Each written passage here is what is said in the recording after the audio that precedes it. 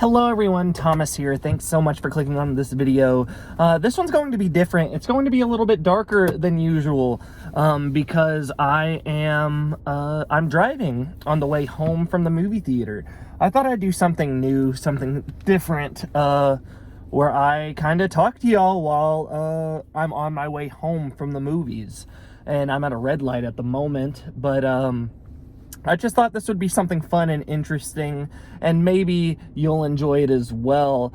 But without further ado, I'm Thomas. Good to meet you, good to see you, whatever. But I wanted to talk a little bit about the movie that I just watched, which is M3GAN. I finally got the chance to see M3GAN, and I wanted to talk about it a little bit. So M3GAN is basically a PG-13, not a 2013. It's a 2023 film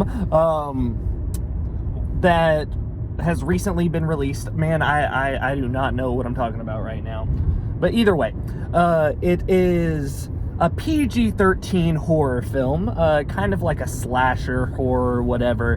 But it revolves around this girl whose parents passed away in a car accident, and then the aunt her aunt who works at a toy company kind of gets guardianship, or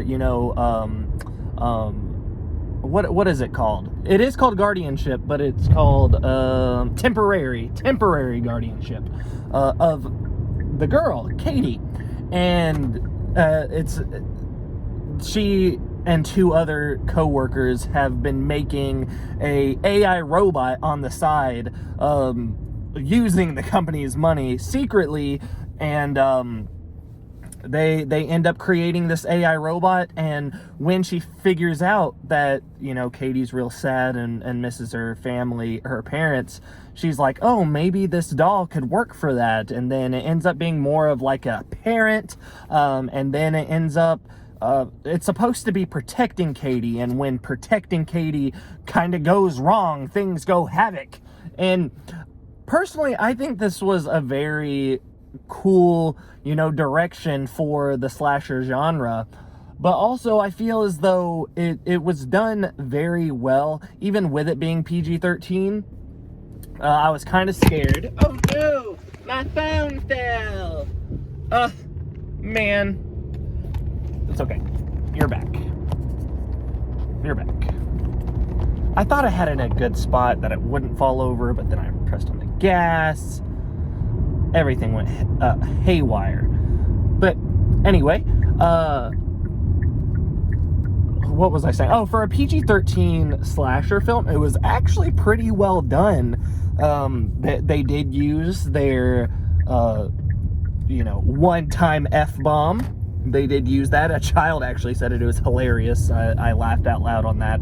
Oh, speaking of laughing out loud, there was no other people in the audience except me. To be fair, it is in the middle of the week. It was a 6:30 showing. Probably nobody was going to be there. And it was kind of how it was. And it's kind of a, it's a couple weeks old, all that kind of stuff. So, but I was actually scared that it was going to be a big horror movie, like a really intense horror movie, or like somewhat.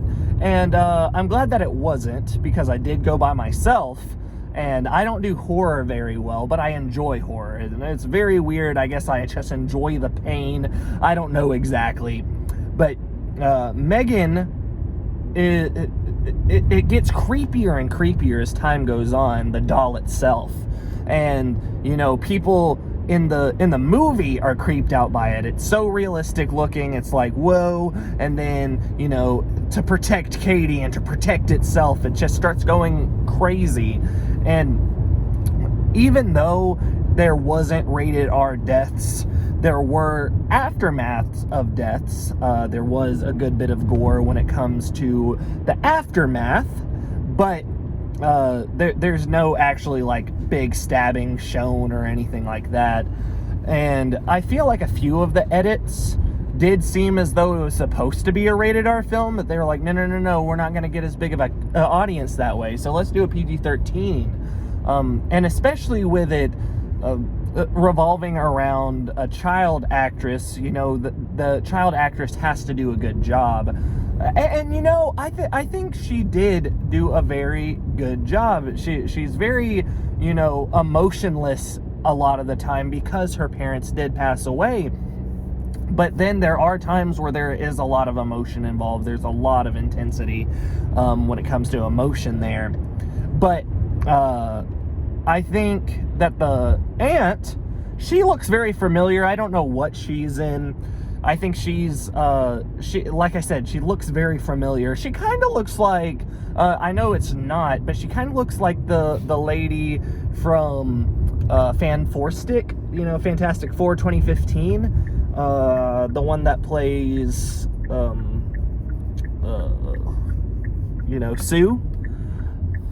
But either way, they did, I do feel like they wrote a line for that PG-13 mark for sure, because there was a part where a person's ear gets kind of ripped off, and they show a good portion of it. It definitely felt like it was supposed to be a rated R film, and they just decided against it last minute probably. But either way, the film overall has a very, fun feeling. It feels more of a drama than it does a slasher film, because there really aren't that many deaths. Yeah, at the end it goes a little haywire, there's more deaths than the rest of the film, but for the most part, I don't think that the deaths were in the forefront. It really was a drama about an aunt and a niece trying to bond, but also her the